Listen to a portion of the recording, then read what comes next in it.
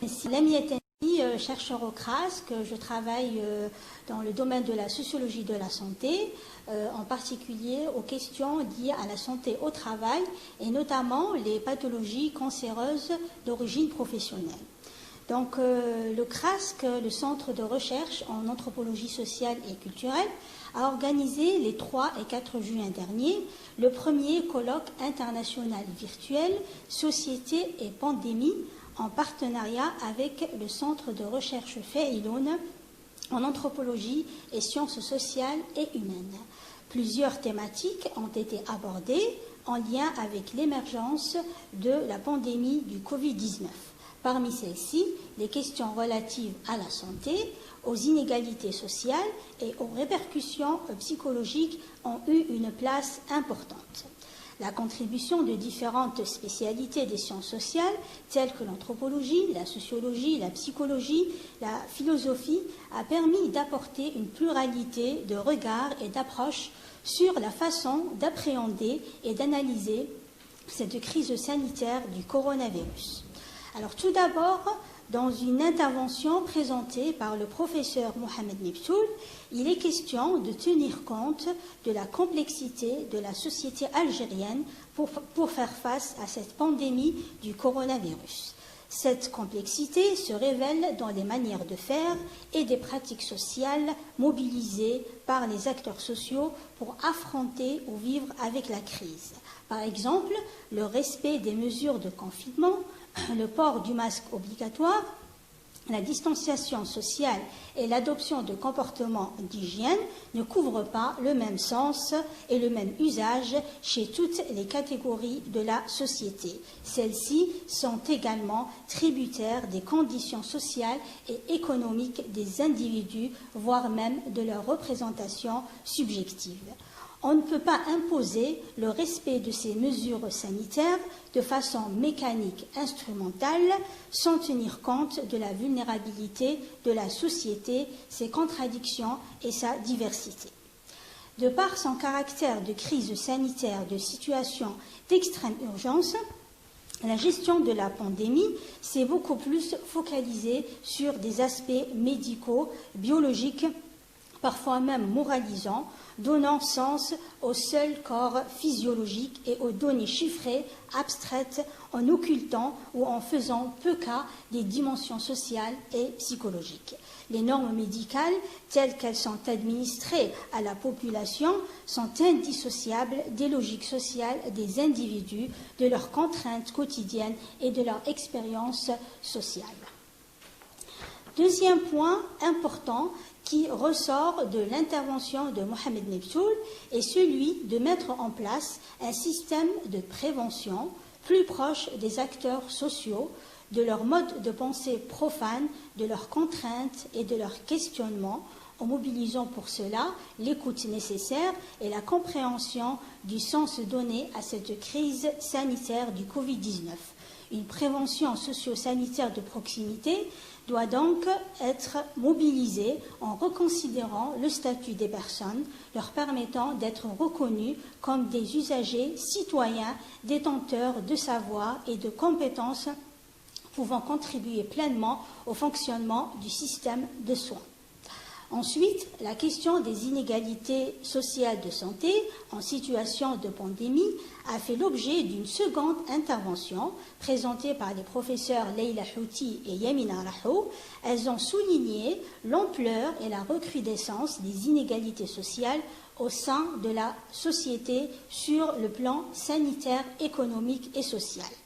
Alors, sur le plan sanitaire, toute l'activité sanitaire a été orientée principalement autour du dépistage et de la prise en charge du coronavirus au détriment des autres préoccupations sanitaires de la population, tels que les programmes de vaccination, la surveillance des maladies chroniques et la programmation des interventions chirurgicales. L'impact du confinement sur le mode de vie des Algériens et ses répercussions sur le plan économique, en particulier chez les populations précaires et les groupes vulnérables, a également été discuté.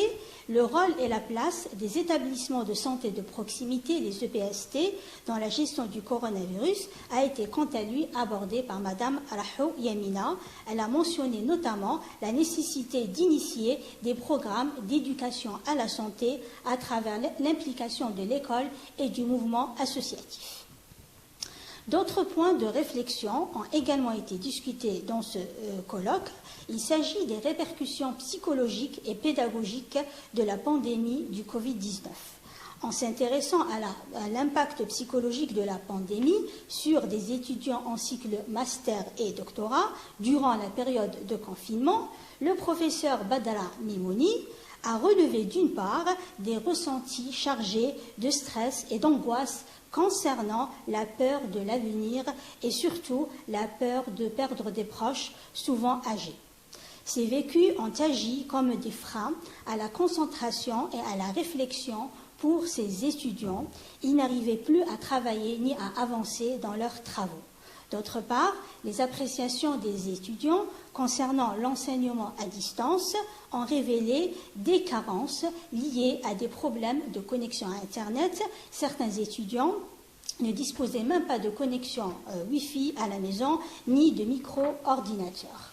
Quant à l'usage de la plateforme de l'enseignement à distance, là aussi, les appréciations divergent, soit il y avait un problème d'information de l'existence de cette plateforme, ou alors elle était considérée comme mauvaise ou inexistante.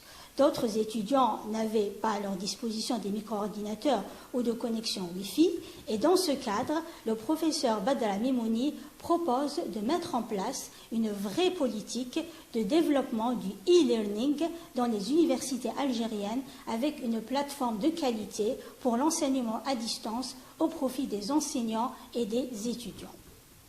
Les deux dernières interventions ont porté également sur les répercussions psychologiques du Covid-19. La première intervention présentée par Mme Khadija Moqaddam a mis le point sur les effets psychologiques de la pandémie et du confinement sur les personnes en termes de vécu caractérisé par un fort sentiment de mal-être et de malaise. Celui-ci se manifeste par différents états émotionnels tels que la peur, l'angoisse, l'incertitude, ce qui peut dans certaines situations conduire à des troubles beaucoup plus graves. Il devient nécessaire, d'après l'intervenante, de s'intéresser à la santé mentale des citoyens algériens et de mettre en place des actions adéquates pour pouvoir agir et gérer des situations difficiles de cette ampleur. Enfin, la dernière intervention présentée par Lahma Miloud s'est attelée à décrire et analyser le vécu des professionnels de la santé face à cette crise sanitaire. Le déploiement par les soignants tels que les infirmiers, les médecins, les aides-soignants de compétences spécifiques telles que l'empathie et la résilience est déterminant pour affronter des situations difficiles comme celle du coronavirus. La confrontation de ces soignants avec la souffrance des malades, leur détresse, voire à leur mort probable, est particulièrement éprouvant pour eux, d'où la nécessité de prendre en considération le développement de ce genre de compétences chez les soignants en initiant des programmes spécifiques de formation adaptés à ce genre de crise sanitaire. À la lumière de ce qui a été dit dans cette séance du colloque et en tant que sociologue de la santé, cette crise sanitaire du Covid-19 peut être considérée comme une situation inédite qu'on pourrait la qualifier, comme le suggère d'ailleurs Philippe Descola, anthropologue, en faisant référence à Marcel Mauss, comme un fait social total puisqu'elle a permis de révéler les multiples défaillances et les vicissitudes de notre époque dite moderne, et cela à partir de 3 niveaux d'analyse. En premier lieu, cette crise sanitaire est une crise du monde du travail. Elle a révélé de manière forte et brutale les inégalités sociales des différentes catégories socio-professionnelles de la société.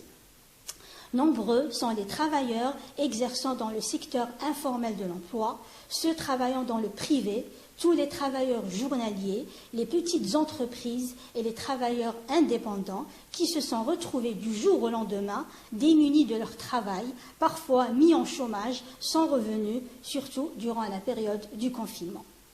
La plupart des dispositifs réglementaires, notamment en matière de médecine du travail, ont visé principalement les travailleurs exerçant dans le secteur public, tandis que peu de dispositifs ont été mis en place pour les autres catégories de travailleurs.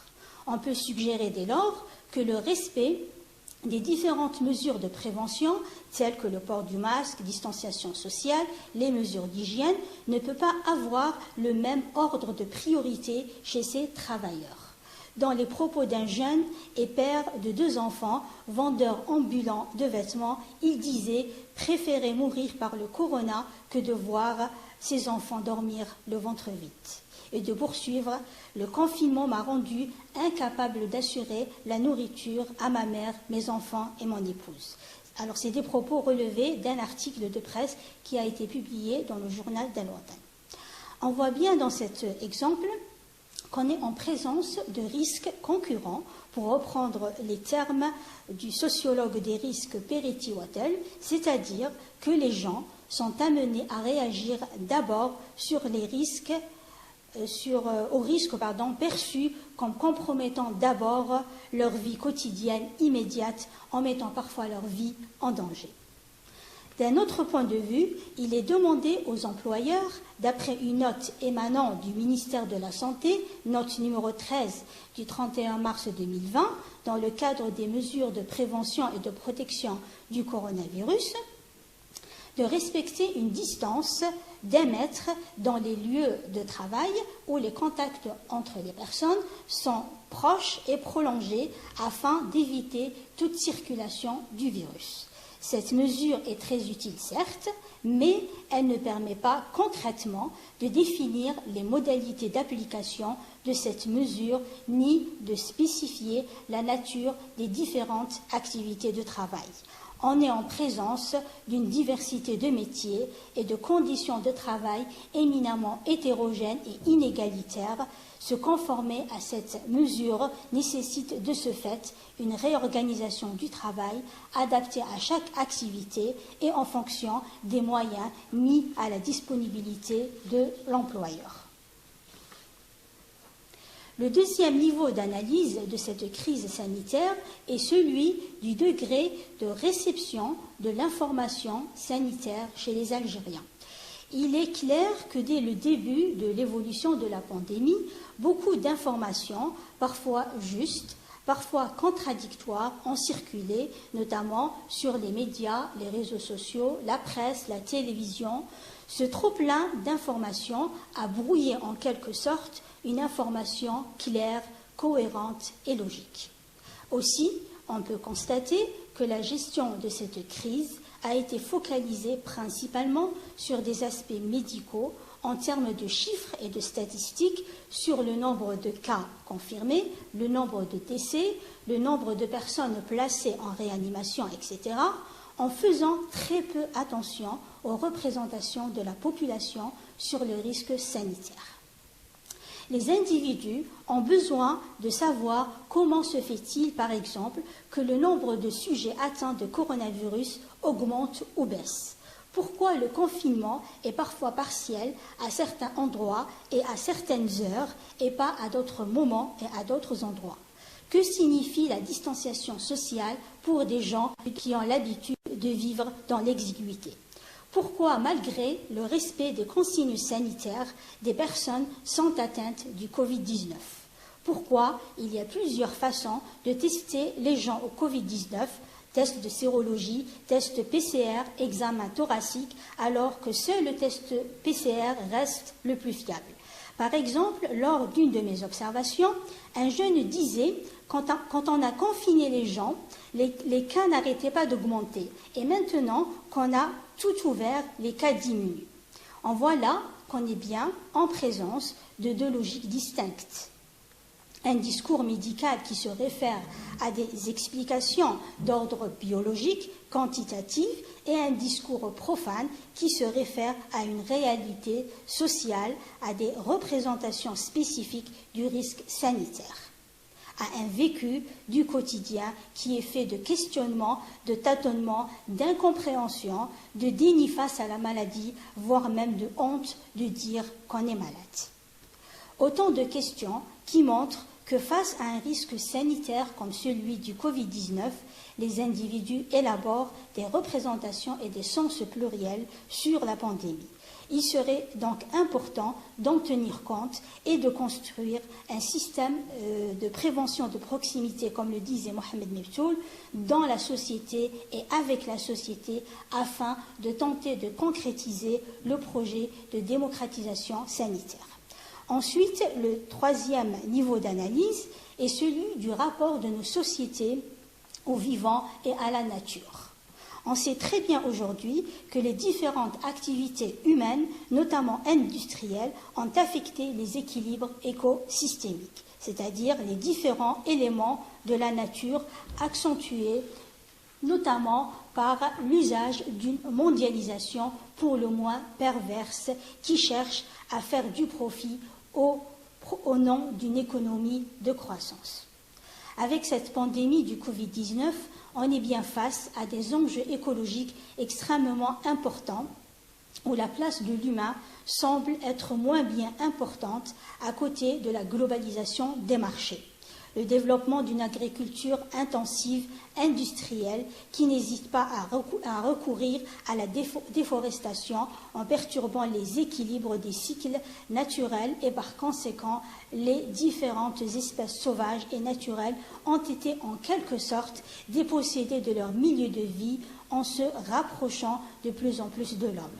Ces micro-organismes naturels entrent en contact avec l'homme et peuvent alors être responsables de différentes pathologies infectieuses émergentes et de zoonoses, comme le mentionnent d'ailleurs beaucoup de spécialistes en parasitologie.